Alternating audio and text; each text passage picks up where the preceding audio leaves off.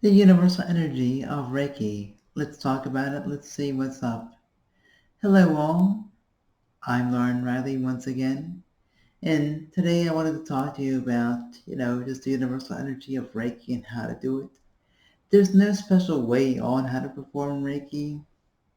I went over this a little bit, some of the same things in my Basics of Energy video. But, it's very simple. It's not too hard. I mean, sure, you can go and, get the formal Reiki training and they'll teach you all these different things like, to put your hands here for this, put your hands over there for that.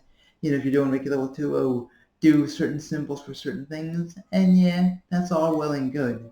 But you don't need the symbols, you don't need all that stuff to be, to have the universal energy of healing or Reiki heal you, and you don't need it to heal other people. You don't even have to, be close and have a table or nothing like that. You don't have to have any of that stuff. You can do it by beaming, by just being, far away and just holding your hands out, beaming the energy. You don't need to have it. Then people lie down on the table and X, Y, Z. As long as as long as people are open to receiving the energy, and you're open to giving it, then everything will work out. There's a few key things that you need to know about giving energy as far as, Reiki is concerned. You can't, give energy to somebody who doesn't want it. People are like, oh, I don't want people giving me, you read those things in those teachers. Oh, I don't, students of mine are in my energy and they're giving me Reiki when I didn't ask for it. And I do mine X, Y, Z and boundaries. You can't give anybody energy that doesn't want it. In this sense, I can't sit there and say, my best friend Bob, whoever Bob is, for example, oh, Bob seems to need healing in XYZ. I'm going to help him. And then you hold your hands out and you're like, oh, and then Bob the next day is like, oh, I felt your energy in me. Don't, if he's not open to receiving it just then, it's not going to do anything. What you can do is say some, wouldn't really call it a prayer, but say something in the beginning saying, if, let them be open to receiving the energy. If not, send the energy back into the earth. That's what you can do. And it goes back into the earth anyway. It goes back into the universe anyway. Because the Reiki is the universal energy. It's just the universal energy used as healing. So you can't give anybody Reiki that doesn't want it. You can't use Reiki to harm anybody. You can't be like, oh, I'm going to send these rays out and hurt you. Not that you want to do that anyway, because whatever you give out comes back to you. So you can't do that kind of stuff.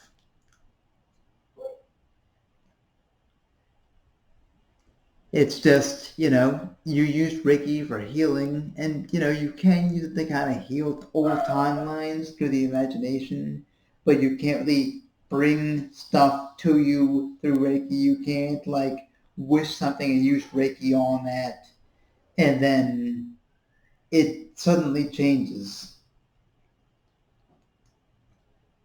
Just make sure that you're wearing good clothes. I mean, okay, good clothes isn't like, I guess, loose fitting. Don't be wearing nothing that's like super tight. Not that you can't perform Reiki in any kind of clothes, but it just helps.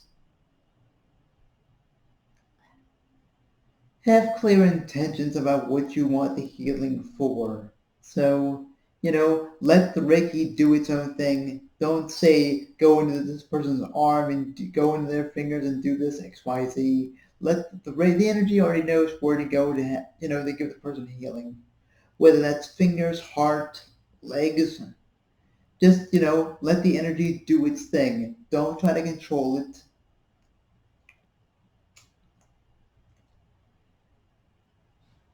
I mean, all I do is basically just when I do in Reiki or in a Reiki share, all I do is I just hold my hands out and just put them in there. I just beam it from far away. I don't even feel it. I've got CP, as you all know, cerebral palsy.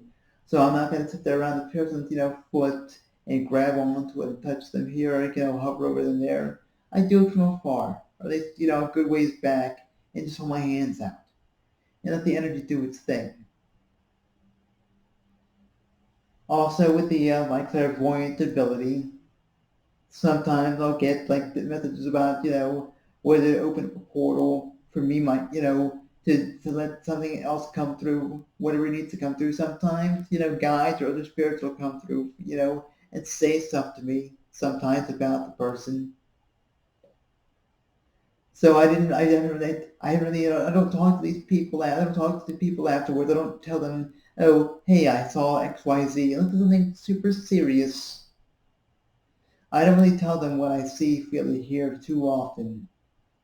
If that happens, it doesn't necessarily mean it will happen every time.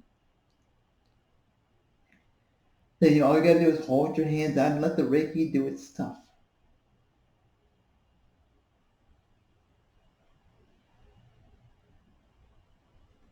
That's it. That's all you gotta do. You can brush people's energy off you by scraping it like that, and doing your body. I'm sitting down, but do it on your leg and just take your other arm or your other hand and go down your body, down your arm, just to cleanse yourself. And water is a healing energy anyway. So, when you're feeling kind of all over the place or anyone is, take a shower, take a bath. Then that'll help you gain clarity. Sometimes it'll help give you inspiration. But that's what the altar is to Reiki. It's not, you have to get like the book that says, oh, hold your hands this way to do X, Y, Z. And yeah, that may do something. And if you give the symbols and the hand gestures intention, then it will. I mean, I've got CP again. Not that I can't do some of the ones. I mean, as you can see, I can move my hands around pretty good. The left hand over here is obviously not as coordinated as the right hand. But, as long as you have the intention to use Reiki for good and to not do something stupid with it or foolish, then if you believe in it, it most likely will work.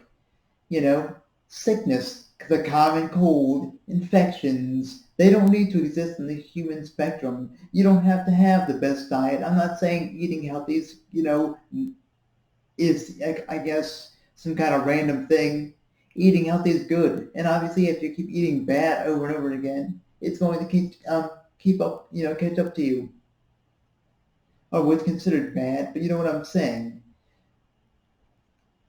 You don't. The common cold doesn't need to exist. When Reiki found me, I wouldn't say when I found Reiki. When Reiki found me, I haven't had a cold for 3.5 years. The last time I was sick with a cold or anything close to an infection was April, May of 2016, and is now almost January of 2020. So we're going on 3.5, 4 years. You don't need the common cold. It doesn't need to exist. If you accept the Reiki and you really develop your skills, you'll never get it. I mean, I can't be guarantee who will get sick and who won't get sick, but I mean, more than likely, you won't get sick anywhere near as often. I haven't gotten sick in, it got almost half a decade. And I don't really eat super healthy. I mean, I eat, the grapes, I eat bananas, I eat apples, I eat peas, corn, and, your standard healthy stuff, what's considered healthy. Maybe some things aren't considered healthy to some people. But, I eat regular. I go out for hamburgers, I go out for pizza. I eat lasagna, like the frozen lasagna sometimes, like the better version, not some brands. Some brands are worse than other ones. But I eat, ice cream sometimes, not, even though I think, my body doesn't really like ice cream too much, so I don't eat that too much, maybe once a year, if that. But I eat average, nothing amazing. I eat candy sometimes. Haven't gotten sick hardly at all. Anyway, that just sums up, the basic information on the universal energy as, via using Reiki as a modality for healing. Keep it simple. When this first started coming over to the to America, you had like the teachers. I forget what the who started it. I have like I got my own book, so I know who started it, but I forget the name now. But all the teachers, everything else like that, when they're the ones that created all these symbols and all this other stuff to help people learn, to make it more, I guess, practical. Thing is, you just go where the hands tell you to go. You just go where you feel it intuitively. You don't need all these swirls and all this wave stuff, and that can help possibly if you give it power and you want to use the symbols. Great, more power to you. Then use the symbols. If you feel more comfortable doing that, great. I'm glad, but you don't need them. As long as you're open to receiving it, you don't really need hands too much. I mean, you could probably just, as long as your energy is connected with someone else's. And again, it's not about the energy, you're using your own energy to deplete yourself.